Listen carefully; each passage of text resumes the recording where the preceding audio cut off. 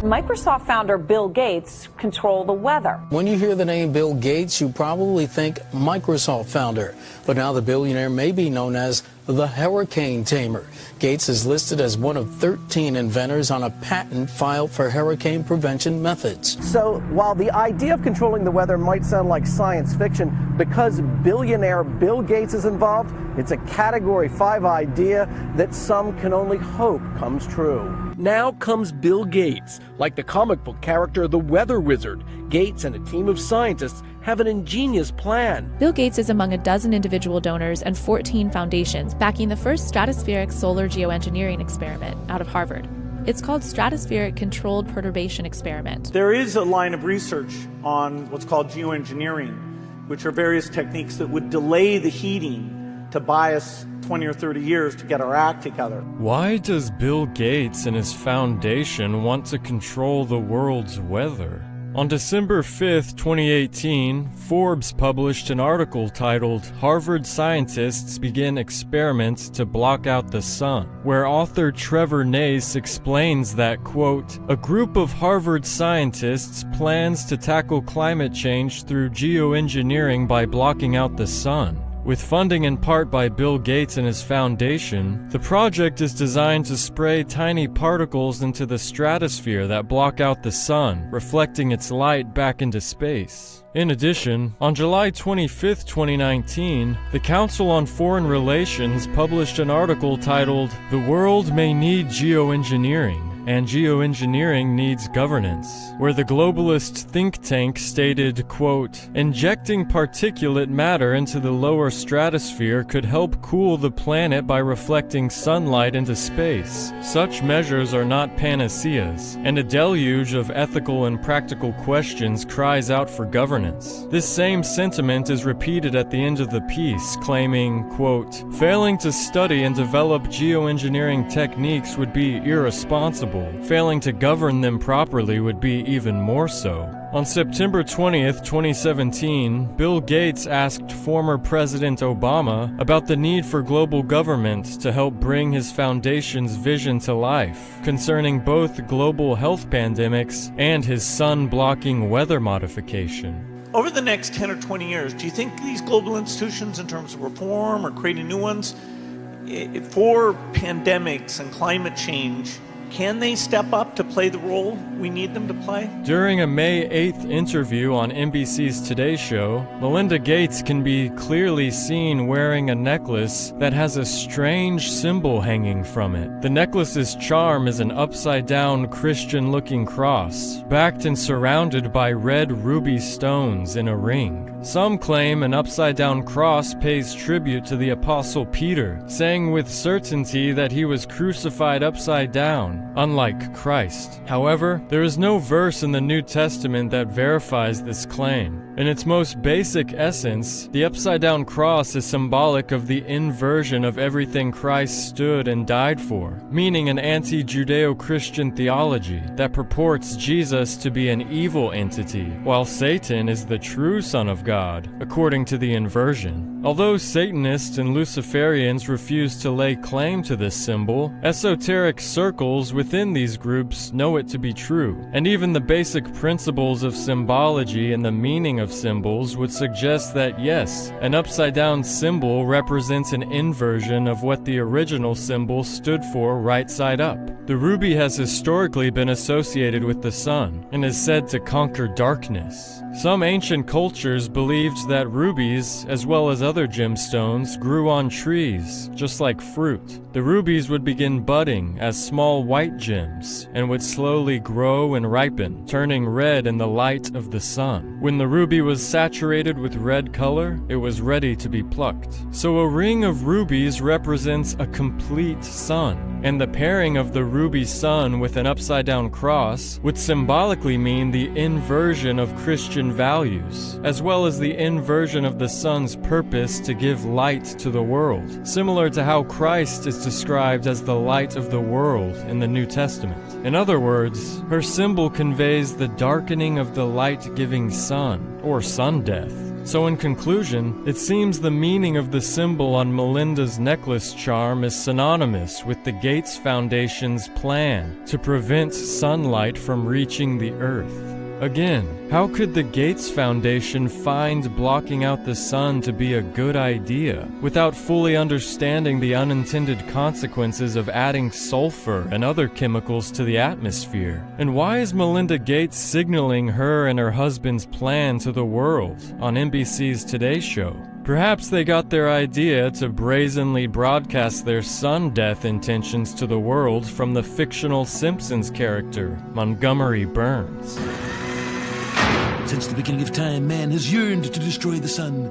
I will do the next best thing. Block it out.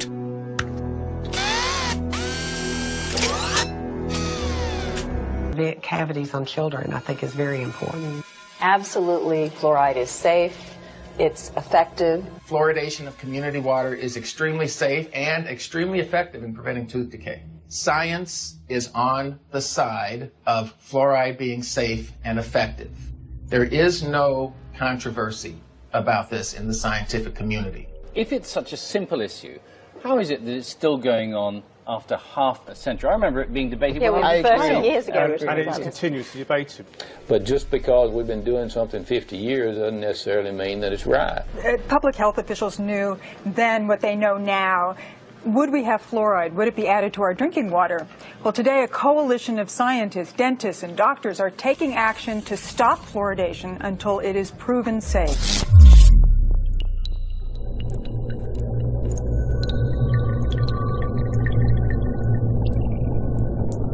As I began my quest looking into the history of fluoride, I found what seemed to be a tangled web of information. While we agree that there are a number of different players in this game and paths to explore regarding the history on fluoride, for the sake of time, we will attempt to be as concise as possible. In the last part of the 18th century, a new kind of revolution was taking hold of the modern world. This was not a political, social, or cultural revolution. This was an economic revolution, and unfortunately for us, the byproducts were some of the most toxic pollutants humanity had ever seen. And one of the most venomous pollutants of them all was fluoride. By 1930, the aluminum industry was the biggest polluter of fluoride. In America, only one company was in the aluminum business. The Aluminum Company of America, otherwise known as Alcoa. Ironically enough, during that time, the U.S. Public Health Services was under the direct jurisdiction of the U.S. Treasury Secretary Andrew W. Mellon. It just so happened that Mellon was the founder and major stockholder of Alcoa. He was also the founder of the Mellon Institution, an industry-funded research institute that was notorious for giving industry the scientific data it needed to defend itself. The Mellon Institute published some of the key evidence that supported the effectiveness of fluoride in fighting tooth decay. It was Dr. Gerald Cox, who also worked at the Mellon Institute, that made the first proposal to artificially fluoridate our public water supplies. Although widely debated, the official human experiments began in Grand Rapids, Michigan on January 25, 1945, as they were the first to publicly fluoridate their water supply. Most people in America are persuaded that everybody fluoridates their water, and if you're living in a town like Albany or Long Island or Ithaca or somewhere. But the vast majority of the population of the world does not drink fluoridated water. Most of the countries do not fluoridate their water, only about 30.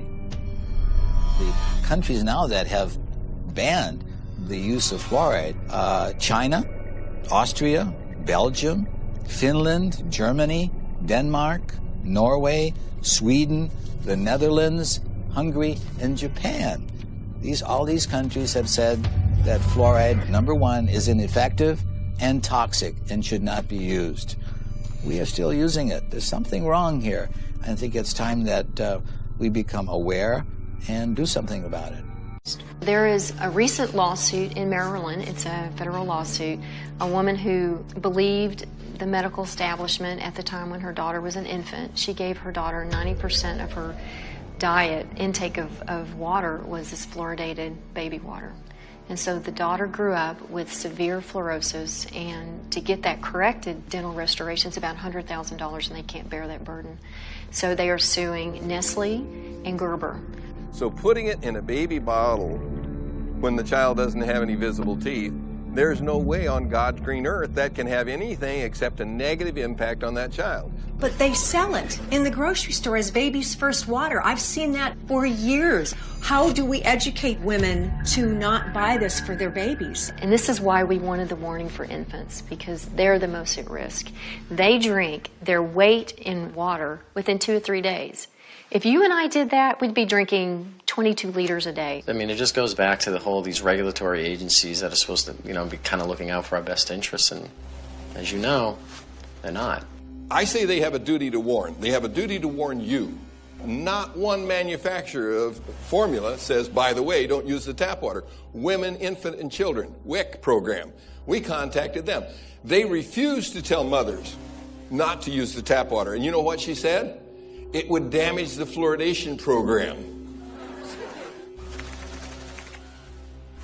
Fluoride is safe and effective, and it's one of the most inexpensive ways to really cut down on dental decay. Fluoride is safe and effective. Fluoride is safe and effective. Well, there's a study from 20 years ago showing infant mortality was higher in fluoridated communities. Is that why? I don't know. Why didn't they do a follow-up study? I think that would be interesting to know. Children have died, There's been a case of a child who swallowed this. The dentist left the room. The parents didn't know. The kid swallowed it. Had to be rushed to hospital. They couldn't save him. He died. So, yeah, it's very toxic substance. There's no question about that. Is that the kind of stuff that a responsible parent would be putting in their child's hand? FDA in 1997 required manufacturers of toothpaste to put this warning label on it. It's the same as you'd have on a loaded .38 caliber pistol. Keep out of reach of children. And only use a little pea-sized amount, which is about the same amount that would be in a bottle of water. And if that amount is swallowed, call the Poison Control Center or seek professional help immediately. So if I drink a bottle of water, should I call the Poison Control Center too? This is just insane. So this is what two different organizations say. One says, don't swallow it. Why did they put that on there? They put that on there because there were 10,000 calls a year to the Poison Control Centers from children made ill by swallowed toothpaste. 10,000 calls, and for every call, there's 5 that didn't call. And there are only Poison Control Centers in half the states. So that means 100,000 children are made ill by swallowed toothpaste. It's insane to put a deadly poison in a child's hand and say, go brush and be sure and spit out, Johnny. Fluoride has been a slow process of introduction into the dental profession where it's... Huh? Just like they did that. Yeah, the one time Trump lost, he said it was rigged. The few weeks ago. First, there's 2 Trumps.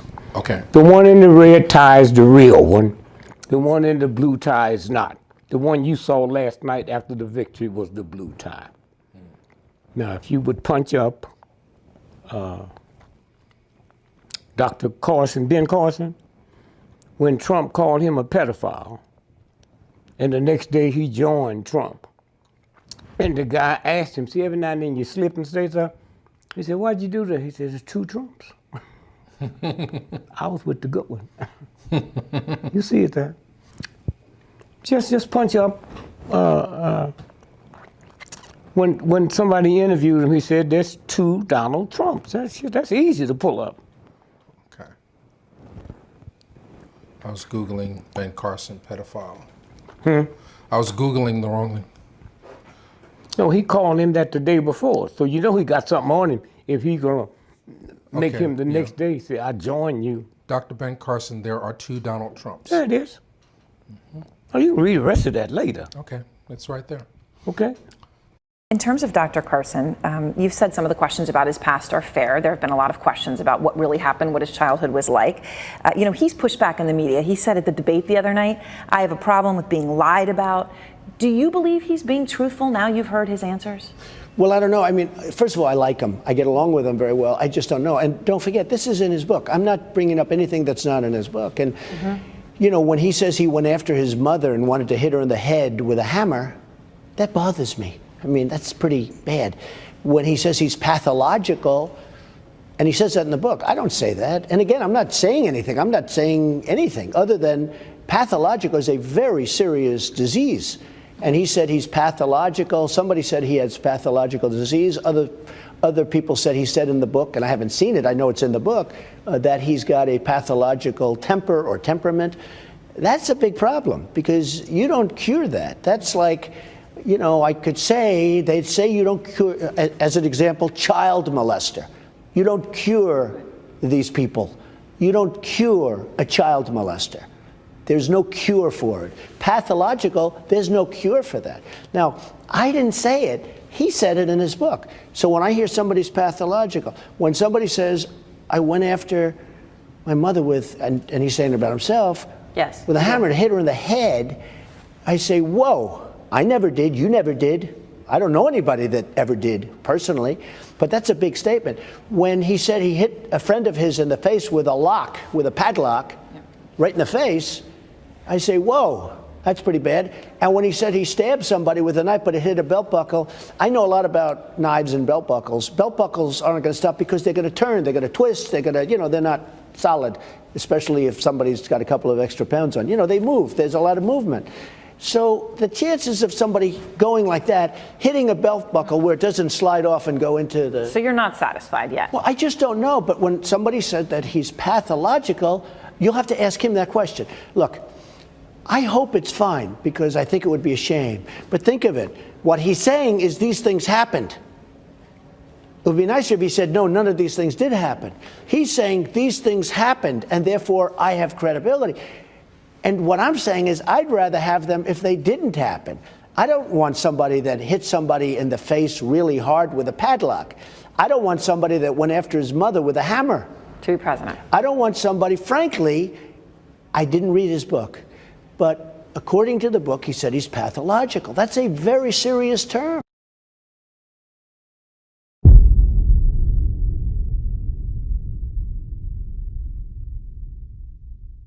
While we're denouncing, let me ask you about QAnon. It is this theory that Democrats are a satanic pedophile ring and that you are the savior of that. Now, can you just once and for all state that that is completely not true and that disavow QAnon in its entirety? I know nothing about QAnon. I just told you. I know very little. You told me, but what you tell me doesn't necessarily make it fact. I hate to say that. I know nothing about it.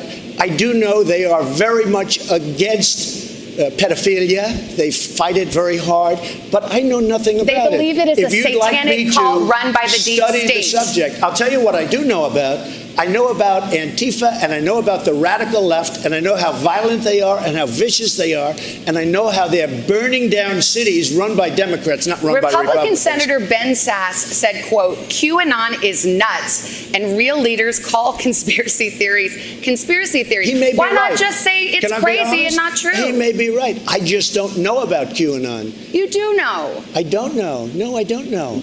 I don't know. Let me ask you another thing. Let's waste a whole show. You start off with white supremacy, I denounce it. You start off with something else, let's go. Keep asking me these questions. I do have one more in this vein. Let me just tell you, what I do hear about it is they are very strongly against pedophilia. And I agree with that. I mean, I do agree with that, and I agree with it very strongly. But there's not a satanic pedophile cult being run by. I know nothing about that. You don't know that? Okay. No, I don't know that. This neither week. do you know that. Okay, just this week you retweeted. Why aren't you asking me about Antifa? Why aren't you asking me about the radical left? Because you're why volunteering aren't you asking Joe Biden questions about why doesn't he condemn Antifa? Why does he say it doesn't exist? Because you're here before me. No, excuse me. That's so cute. Antifa exists. They're vicious, they're violent, they kill people, and they're burning down our cities. And they happen to be radical left.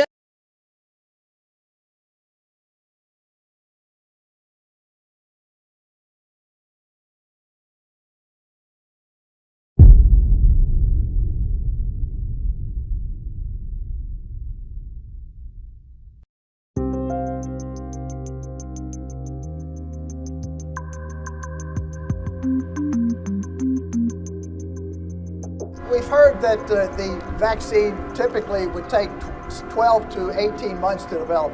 How can you do it in a speedier fashion? What makes you think this will work? Well, they started actually, I guess you heard in January, early January, and they've been working on it. I know so many, and private companies have been working on it. The government's been working on it.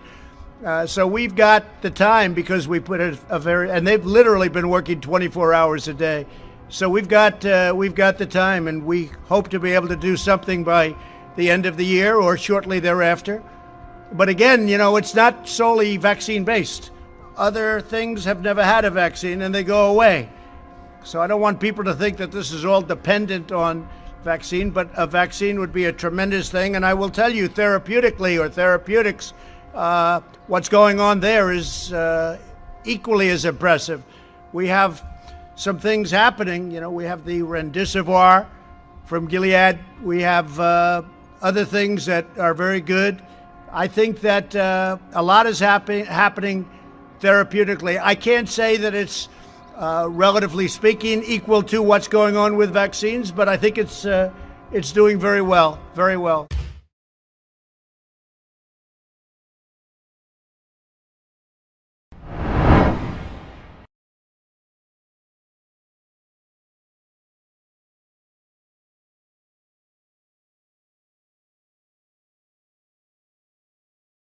And so what happened, they gave me Regeneron, and I wake up the next morning and I felt like Superman. I ripped my shirt off. I want to go back. I want to go. We got to go and beat China, and we got to beat everybody. We got to beat everybody. No, it's true. I felt like Superman. I mean, it's amazing. They do a great job. They're just great people. Supposing we hit the body with a tremendous, whether it's ultraviolet or just very powerful light. And I think you said that hasn't been checked, but you're going to test it. And then I said, supposing you brought the light inside the body, which you can do either through the skin or in some other way. And I think you said you're going to test that too. Sounds interesting. Right, and then I see the disinfectant where it knocks it out in a minute, 1 minute. And is there a way we can do something like that by injection inside or almost a cleaning? Because you see it gets on the lungs and it does a tremendous number on the lungs. So it'd be interesting to check that. So that you're going to have to use medical doctors with. But it sounds interesting to me. The new headline is Trump asks people to go outside. That's dangerous. Here we go. Same old group. You ready? I hope people enjoy the sun. And if it has an impact, that's great.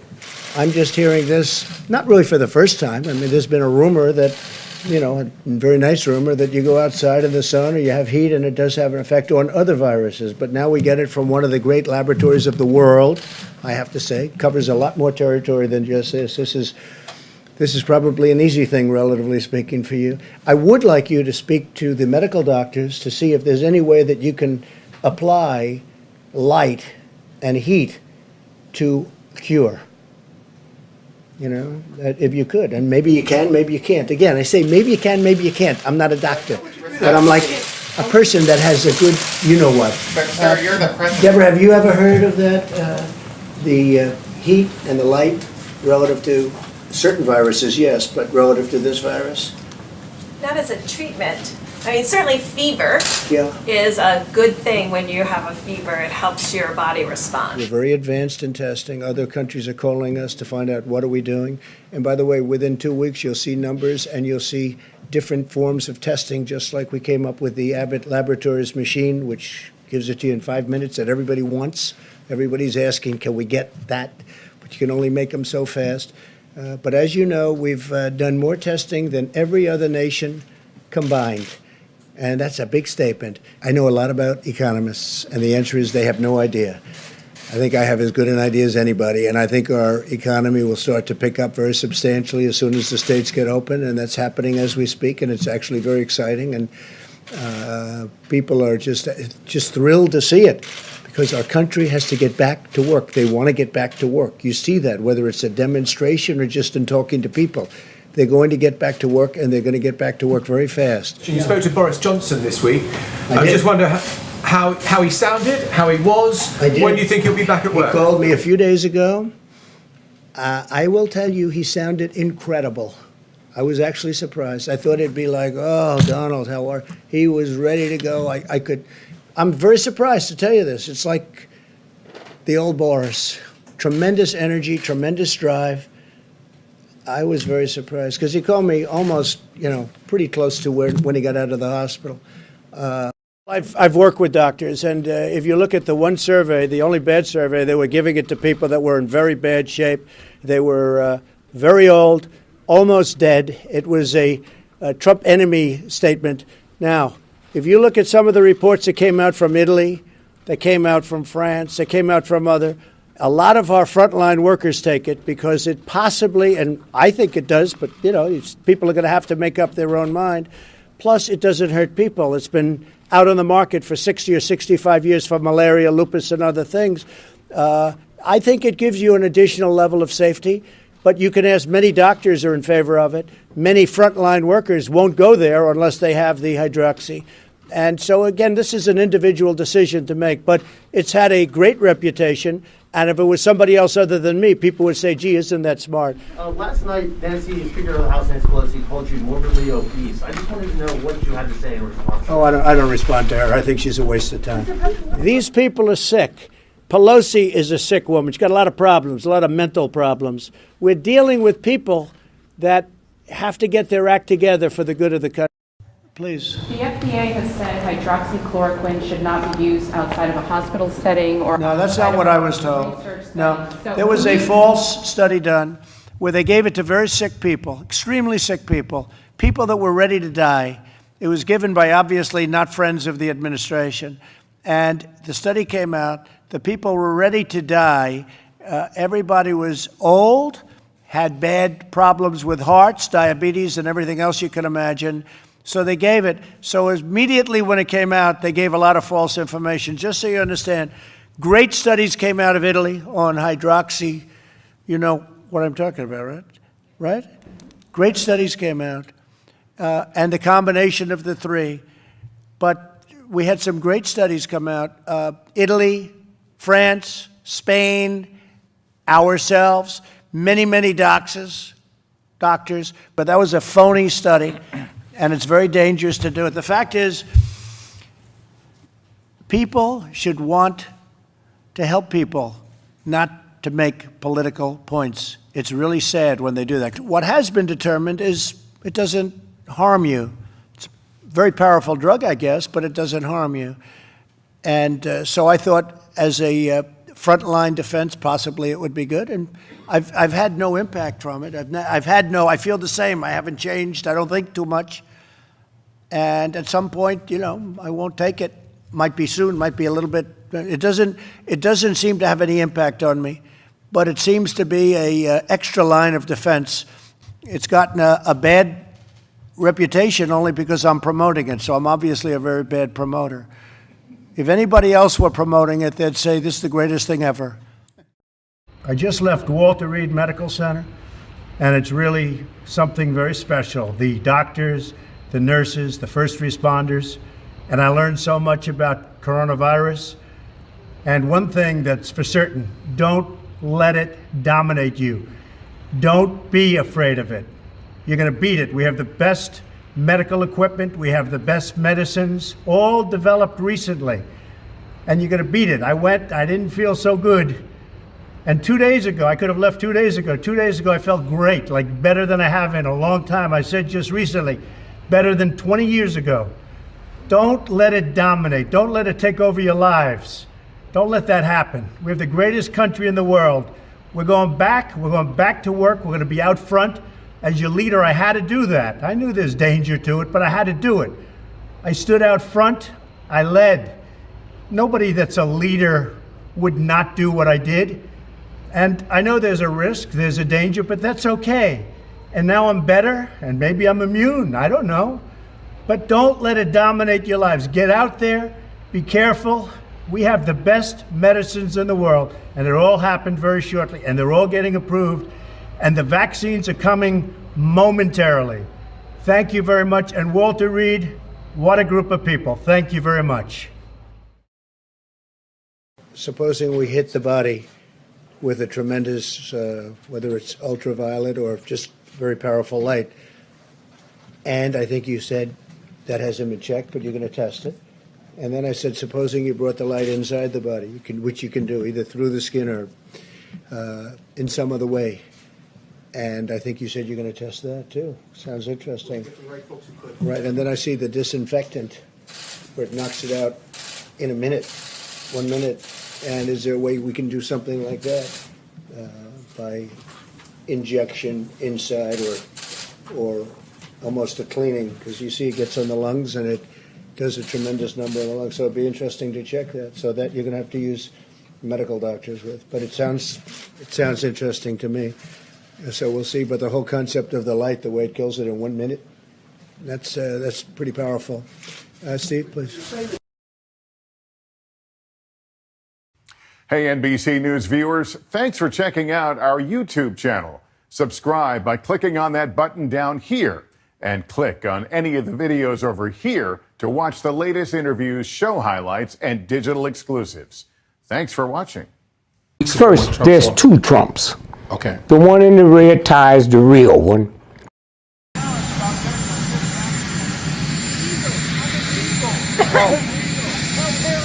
They have to get the shot. The vaccinations are so important. This is really going around now. They have to get their shot. And it's great. And you know what? I believe totally in your freedoms. I do. You got to do what you have to do. But I recommend take the vaccines. I did it. It's good. Take the vaccines. But no, that's okay. That's all right. You got your freedoms. But I happen to take the vaccine. If it doesn't work, you'll be the first to know, okay? I'll call up Alabama. I'll say, hey, you know what? But it is working. But you do have your freedoms. You have to maintain that. Former President Donald Trump pushed Americans to get vaccinated against the coronavirus, even those who might not want to. In an interview Tuesday night with Fox News host Maria Bartiromo, he said, quote, I would recommend it. I would recommend it to a lot of people that don't want to get it, and a lot of those people voted for me, frankly. But again, we have our freedoms and we have to live by that. And I agree with that also, but it's a great vaccine. It's a safe vaccine, and it's something that works. Polls show significant numbers of Republicans are resistant to getting vaccinated. Trump has said little to his supporters about getting vaccinated after quietly getting the vaccine himself in January. What the Trump administration has done with vaccines has, in many respects, perhaps saved large portions of the world.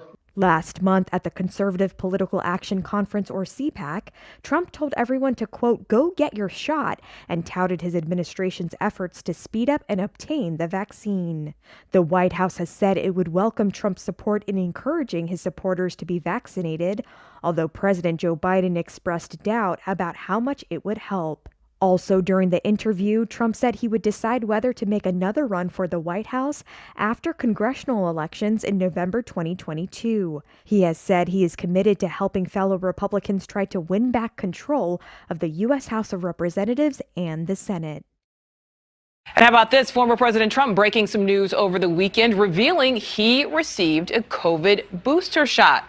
NewsNation correspondent Evan Lambert live for us in Washington. So, Evan, this isn't necessarily surprising, but the reaction from some of the former president's supporters was interesting, to say the least. Nicole, former President Trump not only saying that he was vaccinated, but he got his booster shot. And that reaction, it was mixed and immediate from some of his staunchest supporters. This as he was sharing the stage with former Fox News host Bill O'Reilly. This was at a live studio audience over the weekend in Dallas. Watch. Both the president and I are vaxxed. And did you get the booster? Yes. I got it too. Okay, so don't. That's all. And you can hear the boos there in the crowd after the former president's admission. You will remember that former President Trump spent 4 days at Walter Reed National Medical Center seriously ill with COVID in October 2020. According to the Kaiser Family Foundation, in October, of the quarter of Americans who were unvaccinated, 60% leaned Republican, while 17% leaned Democrat. For former President Trump, this is not the first time that he was booed after revealing that he had gotten gotten the vaccine. This happened at a Trump rally in August in Alabama, in August of this year. Now, former President Trump told the Wall Street Journal in September that he probably would not get this booster shot, but obviously, Nicole, he has changed his mind. New this hour, former President Donald Trump is urging all Americans to receive the COVID-19 vaccine. He tells Fox News it is, quote, a safe vaccine and, quote, something that works. I would recommend it, and I would recommend it to a lot of people that don't want to get it, and a lot of those people voted for me, frankly, but, you know. Both Trump and former First Lady Melania Trump did receive their vaccines privately in January at the White House. How about the vaccine? I came up with the vaccine. They said it would take 3 to 5 years, gonna save the world. I recommend you take it, but I also believe in your freedoms 100%. But just so you understand, but it was a great achievement. How about the vaccine? I came up with the vaccine. They said it would take 3 to 5 years, gonna save the world. I recommend you take it, but I also believe in your freedoms 100%. But just so you understand, but it was a great achievement. WEF considers the vast majority of the human population to be obsolete, useless, and redundant. Harari, who is Klaus Schwab's right-hand man, made the disturbing comments in an interview with Chris Anderson, head of the TED Media Group, echoing past predictions of a useless class of obsolete and unemployable humans. According to Harari, so-called common people are right to be fearful of a future in which they will be made redundant. The WEF advisor addressed the widespread anxiety among common people as being rooted in a fear of being left behind in a future run by smart people. Such fears are justified, according to Harari, who spoke on behalf of the elites and confirmed, "We just don't need the vast majority of you." Harari's extraordinary remarks serve as the strongest warning yet that Klaus Schwab's WEF is intent on depopulating the world. If you go back to the middle of the 20th century, and it doesn't matter if you're in the United States with Roosevelt, or if you're in Germany with Hitler, or if you're in the USSR with Stalin, and you think about building the future, then your building materials are those millions of people who are working hard in the factories, in the farms, the soldiers you need them. You don't have any kind of future without them. And now fast forward to the early 21st century, when we just don't need the vast majority of the population. Because the future is about developing more and more sophisticated technology, like, again, artificial intelligence, bioengineering. Most people don't contribute anything to that, except perhaps for their data. And whatever people are still doing, which is useful, these technologies increasingly will make redundant and will make it possible to replace the people. Harari's comments are deeply disturbing because when they're placed in context with comments by other WEF advisors, it becomes clear that they have depopulation on their mind. Now, the world today has 6.8 billion people. That's headed up to about 9 billion. Now, if we do a really great job on new vaccines, healthcare, reproductive health services, we could lower that by perhaps 10 or 15%. We all know about Bill Gates' plans, but he's far from the only one. Speaking at a panel discussion called Securing a Sustainable Future for the Amazon, Jane Goodall discussed her Trillion Trees project, part of her effort to protect and restore forests to help the climate. We cannot hide away from human population growth because, you know, it underlies so many of the other problems. All these things we talk about wouldn't be a problem if there was the size of population that there was 500 years ago. They're not even trying to hide their plans anymore. For the record, the global population 500 years ago was around 500 million. The global population today is just under 8 billion. In order to return to the global population levels of 500 years ago, approximately 7.5 billion people would have to die. That's about 94% of the world's population. Is this their plan?